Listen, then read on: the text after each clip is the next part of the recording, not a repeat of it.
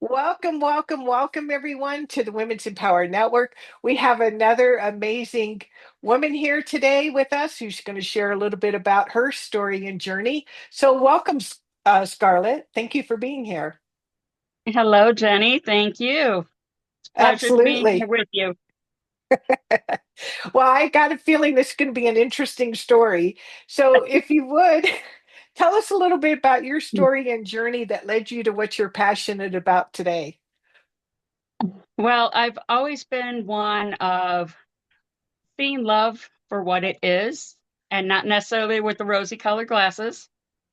Um, I like to say that after divorce, well, I got the first practice round out, but that was my first go round was a 19-year marriage. Um, Learned a lot of lessons of what was not healthy relationships out of that.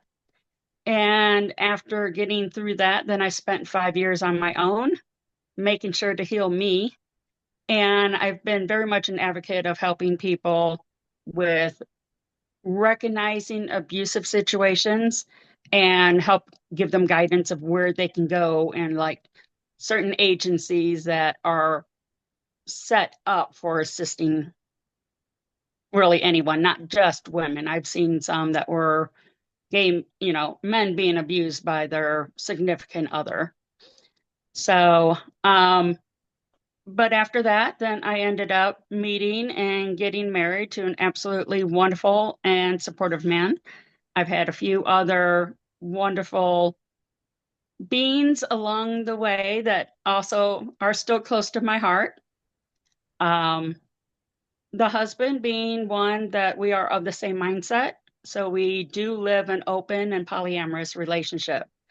So we've been married for almost 16 years and a couple more months. And meanwhile, also have had my other partner is another guy that one, I've known him for 20 years and he's been my officially dating boyfriend for 6 years now. And the guys are good friends.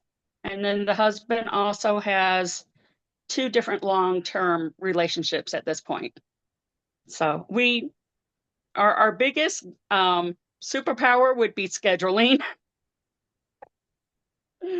So, but amongst all of that, I've endured a lot of chronic health issues. I live with multiple forms of arthritis, so that's the chronic pain, fibromyalgia, and the list of long symptoms that unfortunately go along with those.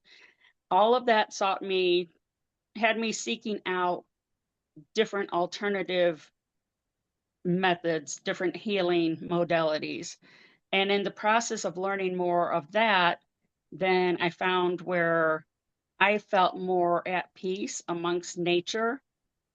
And then looking back, it's like my entire life, I've always been more comfortable if I can be bare feet in the ground, grounding with Mother Earth. And, to me, the middle of a forest is my chapel. So it's realizing where my spirituality, like that 5 years that I was solo, um, found that nature is my church. Went into actually following a eclectic pagan path and have helped coach lots of people in their relationships. So when corporate world ended up shutting the door on my almost 8 years in warehousing, and I was too broken to be able to get a different job, but not broken enough to qualify for disability. Yeah. So I had to find a way of supporting myself because this day and age, every household is a two income household. Yeah. So with the encouragement of both husband and partner, it's like, well, back since 2003, you've done several of these commitment ceremonies for the unfortunate when we didn't have marriage rights for all of our LGBTQ plus community. So I'd already done several, you know, looked and felt like a wedding for these, like a handful every year since 2003. And then in 2014, Illinois became marriage equality, came into effect. And then the federal fell into place in 2015. So 2019, I'm no longer employed. And it's like, I've always loved doing this. I love putting my creative writing to use. So it's always custom.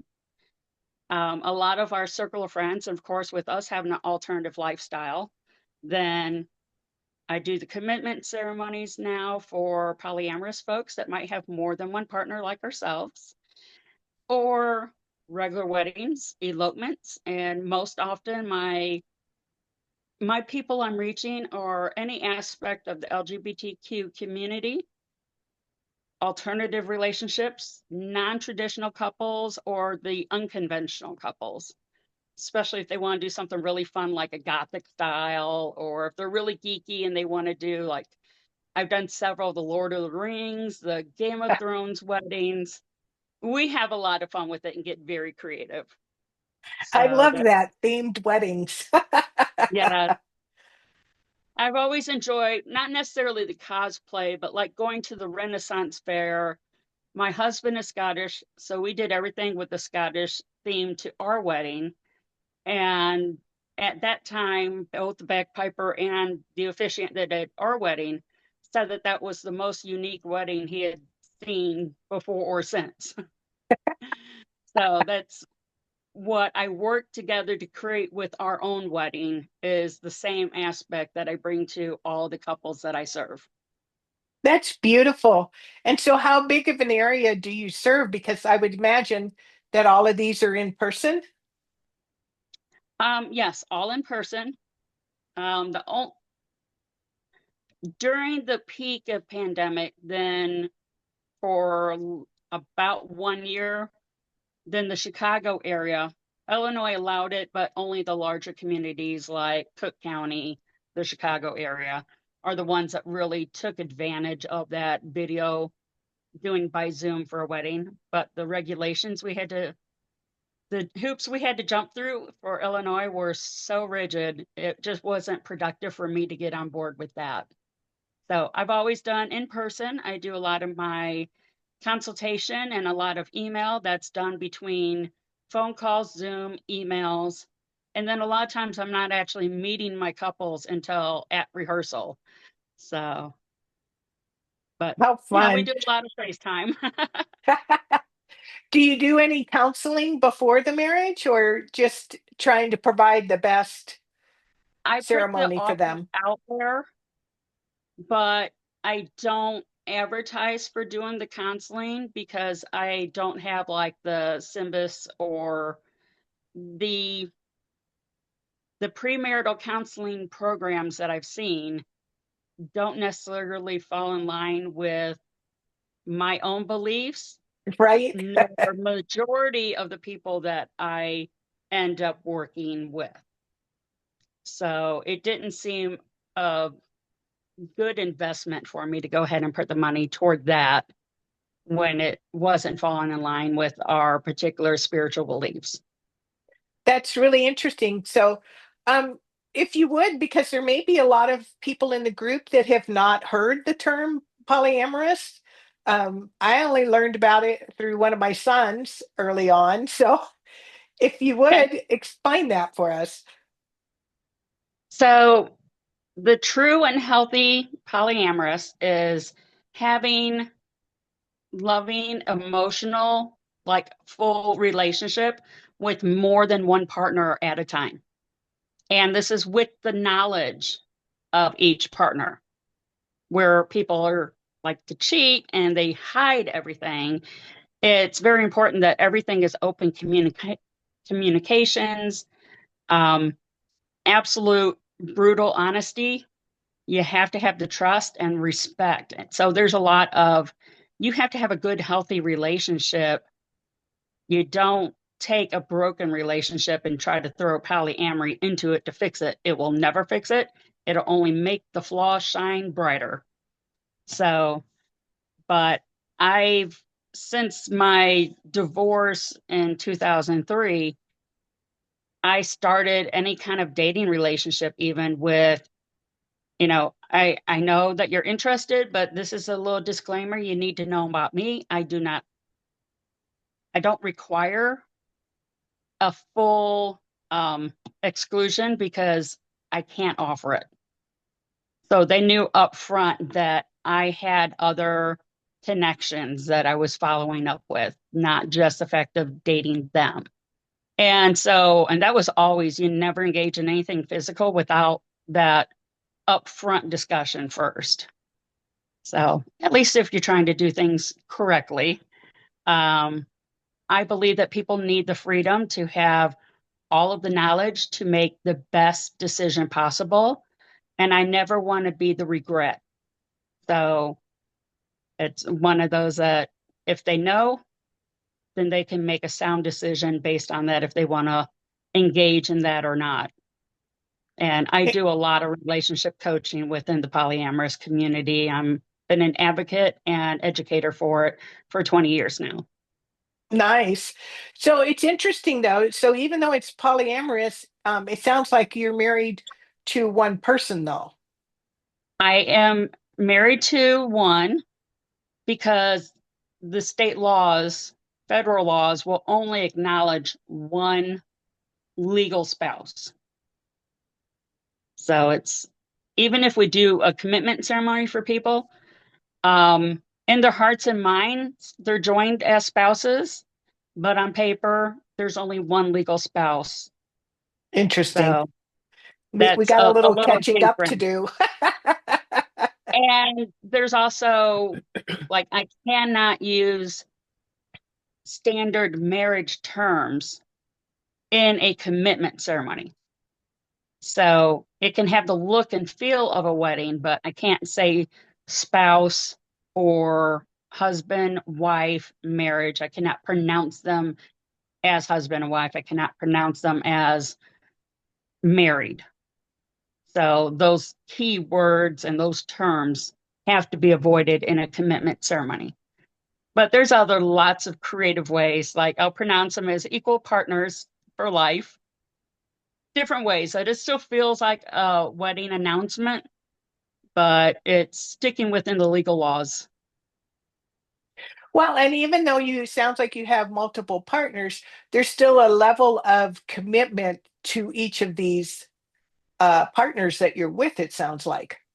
Yes, and in there's 100 different ways to do it, but in our practice, we have complete autonomy for each relationship.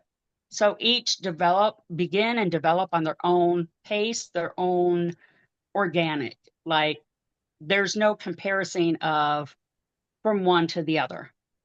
So, and the way I like to put it is like with your friends, does everybody have the exact same thing that you go to them for advice for? Like Right? Yeah. one person's more of the fun, fun loving kind. Somebody else is always very analytical. Somebody else maybe is the sound advice that you can go to. So you're going to call whichever one's going to fit the need best at the time. You'll find that in these relationships, your partners might have different qualities. So, like, yes, the husband and me have very like intertwined. We live together, our finances are intertwined. My boyfriend of 6 years is what we call solo poly. So his first relationship is for himself, that he lives on his own. He prefers not to have any partner live with him. He needs his own space and he cuts out time in every week for quiet time to himself. So that's something of it works great when I'm married and living with the husband, have grandkids over to the house frequently. It's one of those. And there's also age appropriate explanation for the younger kids. So, like, we don't, whenever Willie, that's my second partner, whenever he is around, we just say, oh, that's Willie. It's not, we don't use that whole uncle term. We don't call him a friend because he's actually more. So we just leave it there. When they get older, they'll understand more. But my partner Willie, he's been around for so long and my family knows and understands. So he gets to come and gets the invite for family gatherings and that such. That's So interesting. I appreciate you sharing this because I don't know how common it is at this point, with the younger generations. I know not much, but it is growing. yeah, it is. And I guess what makes it polyamorous is because to differentiate, can't say that word today, um, Sensual between a and friend is that there's more intimacy in this yes, relationship. your full emotional and intimacy level that you would have with your spouse. So the relationship looks very much the same, just that the state will not acknowledge more than the one legal spouse. And And I think we're so conditioned to think in traditional terms, but yet there's this very high percentage rate of people stepping out on their partners and breaking that trust. Where in this right, situation, it's even more open and more honest, um, right, that it doesn't invite that type of trust being broken. right. Like I've actually knew my partner Willie for 4 years before I met my husband. So we already had that very good relationship, friends with benefits at the time. When I started dating the husband, then I pushed everything else off to the side for a while. And we were learning what the words were for it because we were already practicing it before we knew that there was a terms and a community for it. So just kind of like, and I said, it's like, I think that this one, like I felt a soul connection with the husband. So it's like, I feel something very strong over here. So I need to concentrate on that for a while and see how it goes. And I didn't have a commitment with Willie at that time. And he was not ready for a commitment to anybody. So our friends with benefit arrangement just hit the physical need on top of our best friends. And then later, talking with the husband in our early days, like, this is the way I've been accustomed to living. And I prefer that it stay that way, but I can do monogamy if I need to. But I know I get bored easily. So he's like, honestly, I heard about things like that and I always wanted to try, but I never dated anybody that would have even considered it before. So it was something he wanted in the first place. So we were completely on board with the same. Turned out the guys ended up becoming great friends. Willie stood on my side at our wedding. So, like I said, yeah, my family's known him for 20 years already. And then I've been 16 years with the husband, married for 15 of it. And there's been times I fixed dinner for everybody, and we're all piling and have a dinner here. My husband more recently started dating another lady that we had met about 3 years ago. And so they've been dating for about 4 months now. So pretty recently, I was invited to go up there and have a family dinner with him, her, and her two teenage kids. So Interesting. And that's what we call I kitchen can hear a table. lot of what was that? That's what we call kitchen table style. That everybody is gets along, has an open friendship, and it's one of those that we just you can sit down and comfortably enjoy a meal at the kitchen table. So that's why it took the nickname of Kitchen Table Polly. I love it. Well, and I would think what's coming to mind for me is that you have a real sense of security within yourself, that you don't need or look for that outside of yourself. No. And that came from spending those 4 years of working on healing myself first from the abuses that I had endured in my first marriage, which were long. So, and Oh, also with my marriage services, when I first interview a couple, because I'm very keen on those little ways that we hide our abuses when we're in the middle of it and we don't know how to get out of it. So we hide it to protect our own image. So I'm very familiar with those. And when I'm interviewing couples, I like to do it where I can see their face like this. And I will watch for those signs and the responses. Like if one always talks over the other partner, you ask a question, only one's allowed to answer. Okay, there's something going on here. So I will find an excuse later and talk to the one that I feel is potentially being abused, have a private conversation with them. And if I need to, I will go along with the services, not the services for, but planning out, saying that I'll do their wedding, but I'm going to try helping the one that's being victim to get them to the services that need the help. I can't advertise it because then the ones in trouble would never be allowed to call me. Right, right. So And I there's a can't lot of advertise that. trust and really trust and safety and that's so critical. And just like you said, having that, just knowing the signs and be able to Yeah. create the safe space for that person to acknowledge and admit it to another person. And I wished years ago that I would have had the knowledge that what I was living through counted as abuse. So I always thought that abuse was only if you're black and blue all over the place. But not having that degree, but anything short of the physical was happening. So it was one of those that, okay, I know that I need to get out of this. I found the way to get out of it.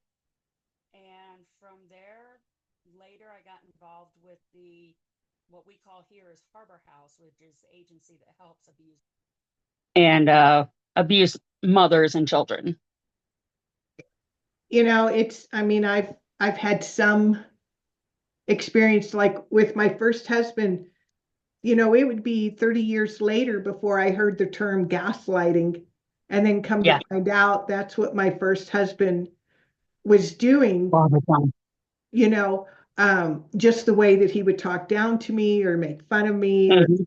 and I never knew that. And thankfully, even though I didn't have the words for it, I just knew it took me like a couple years before I made the decision, Mhm. was it better for me to stay for the kids' sake, or would it be better to have two individually happy parents separate, because Right. I knew we were being the example for the children.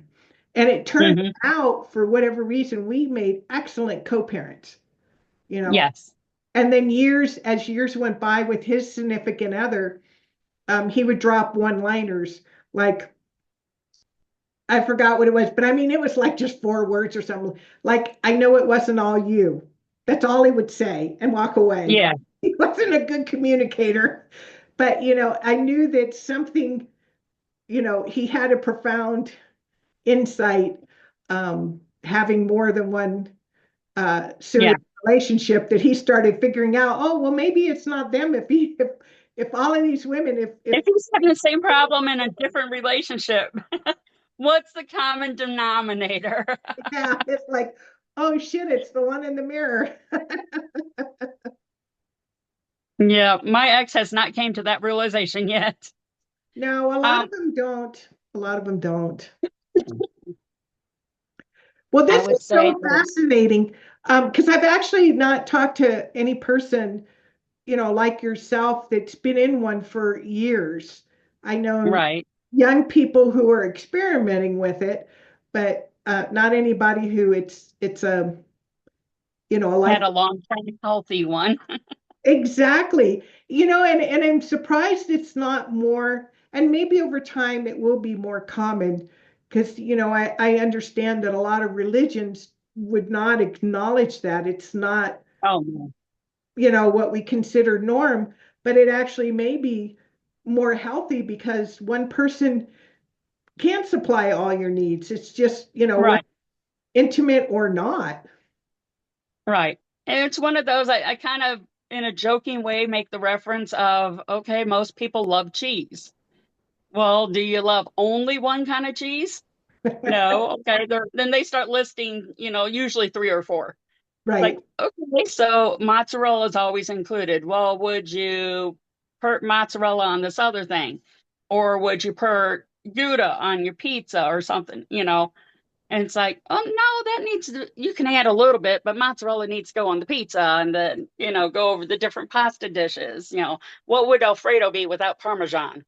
So, and when I compared like how a certain cheese, cheddar and American on that nice big American hamburger, then they start thinking it's like, well, yeah, this one fits that meal better. This cheese works better for that one. And it's like, it's kind of the same thing.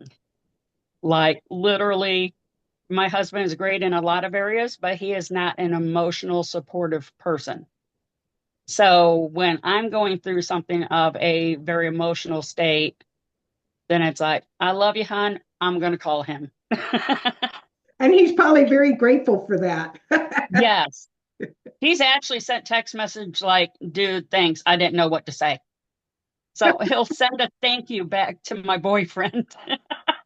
That's beautiful. So, are you available and open for people outside of your area to have discussions with you about this if Oh, they're yeah, contemplating it? absolutely.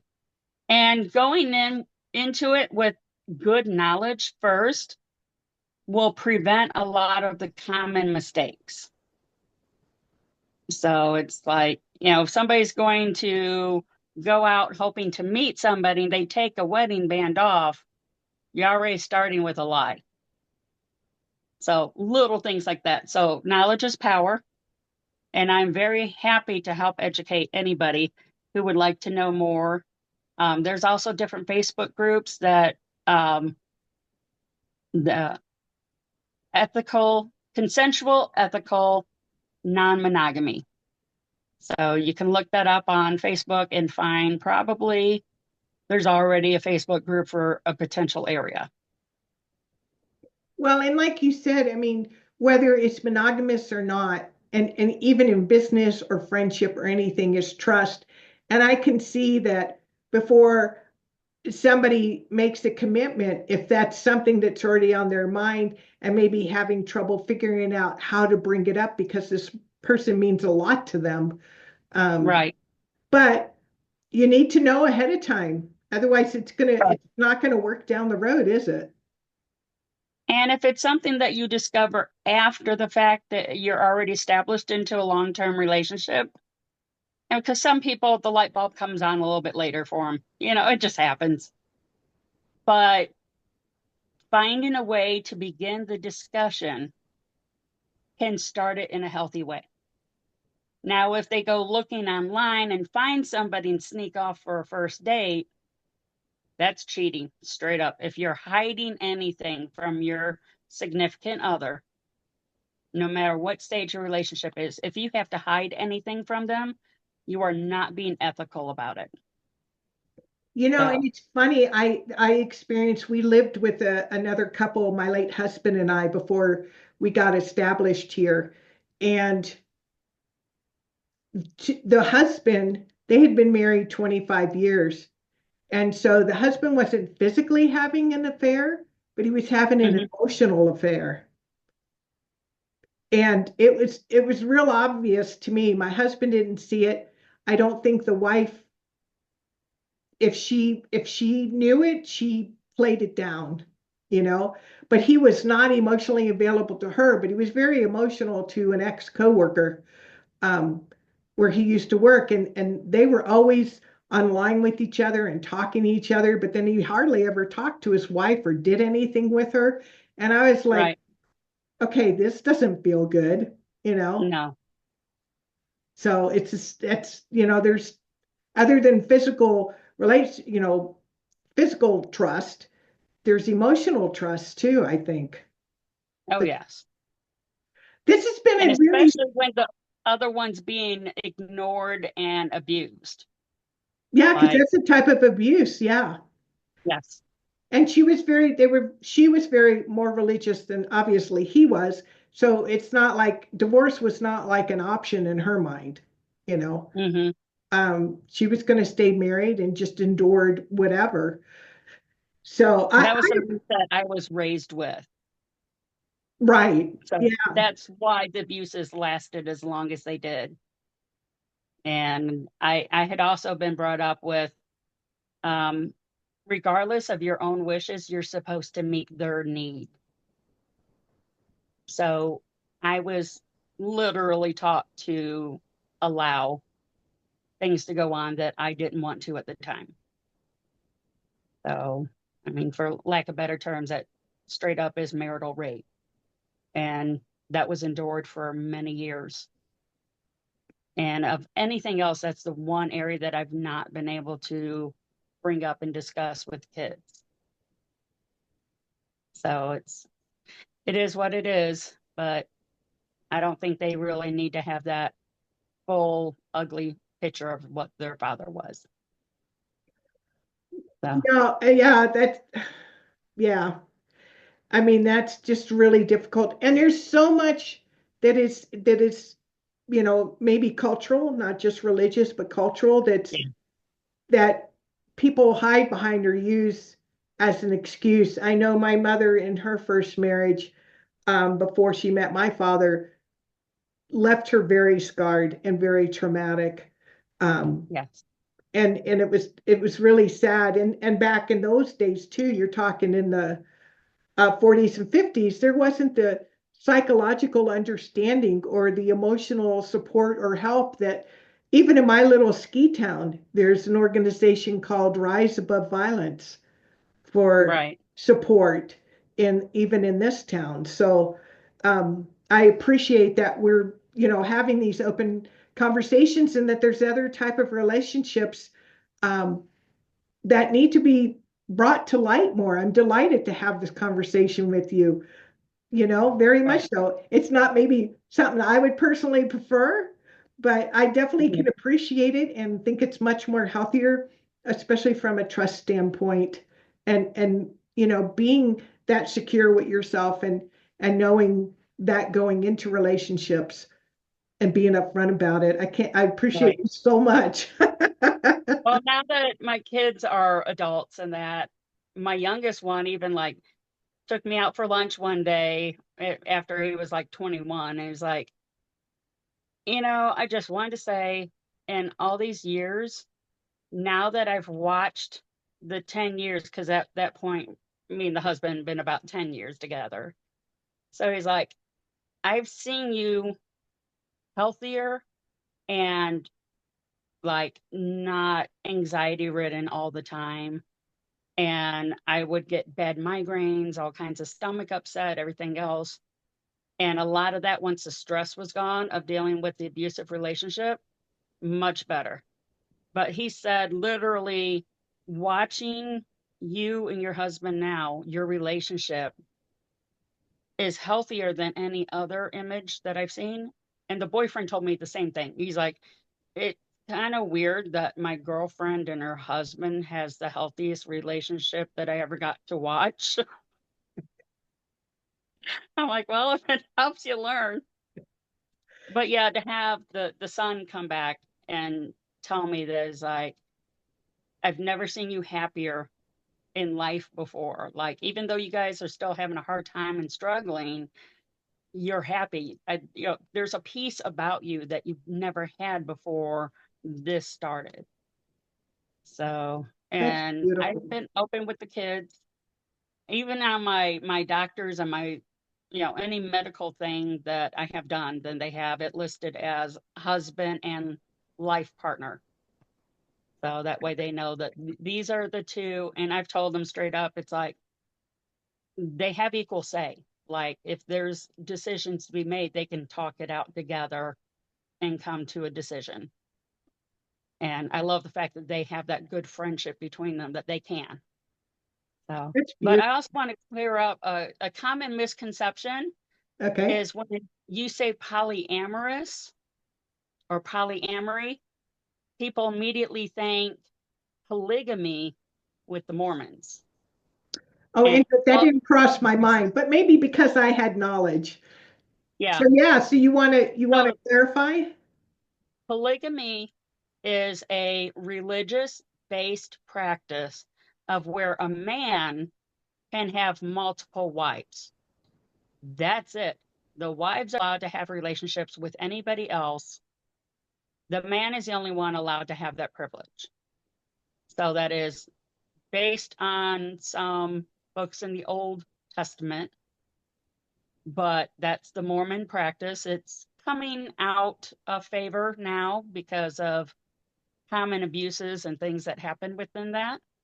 But yeah, the polygamy is the religious based where the man is the only one who has the privilege of taking multiple wives. And it does not fit in any other dynamic.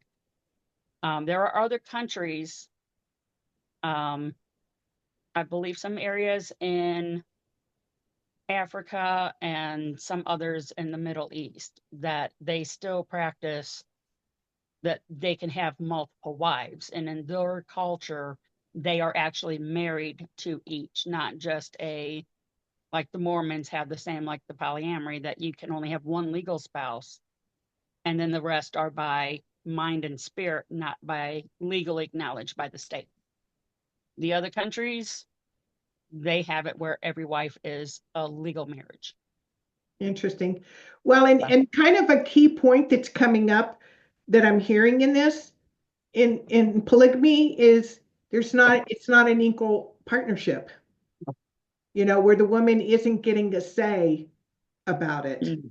Where in polyamorous relationships, this is two independent individuals that both have an equal say and are both equal in the relationship. Yes. And there's lots of, like literally 20 plus different dynamics of how it can be structured. So, and the key to it is every individual has to figure out what, like how many people that they can have a relationship with and keep their time management so that nobody's being neglected. So you see more people when they get to the empty nest part, kind of starting to experiment more in their middle age when one, they have more knowledge of what they want and don't want. And also, now that the kids are gone, they can hide it or let people know it with a lot more freedom. I love that. This is so fascinating, so fascinating. Well, before we part today, I'll be sure that we will get you information if you want to have a conversation with Scarlett, if this is new to you or it's something you've been thinking about, or you have challenges in your current relationships that you have, please reach out to Scarlett. I know she would love to talk to you. And before we go, are there any parting words of wisdom before we leave today? For each of you, you are worth to be loved in the way that you want to be loved, and that we should have that autonomy to be equal in every sense. So, love is love, and let's share that love equality. That's beautiful. Well, I can't thank you enough, Scarlett, for spending time with us today and educating me as well as others in the group. And I look forward to seeing more of you. Hey, it's been a pleasure. And if anybody wants to, they can look up my website is www.naturalelementceremonies.com. We'll be sure to And put all my that, contact is there. okay, and we'll put that above this interview and also down in the comments. All right. Thank you very much. It's been a pleasure. Thank you.